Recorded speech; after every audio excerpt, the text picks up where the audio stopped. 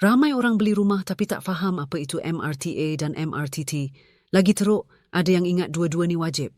Jawapan sebenar? Tak semestinya. MRTA dan MRTT ni adalah insurans perlindungan pinjaman rumah. Kalau berlaku kematian atau hilang upaya, baki lon rumah akan dilindungi.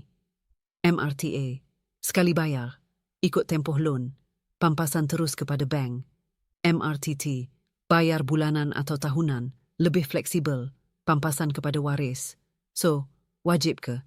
Sebenarnya bank tak wajibkan jenis tertentu, tapi mereka wajibkan ada perlindungan. Sama ada MRTA, MRTT atau polisi lain, itu pilihan anda, bukan paksaan mutlak. Masalahnya, ramai buyer tak diterangkan pilihan, terus sign sebab takut loan tak lulus.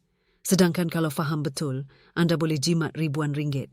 Sebab tu penting ada ejen yang educate, bukan push. Kalau nak faham benda ni sebelum beli rumah, jangan main redah. Klik link di bawah untuk maklumat lebih lanjut.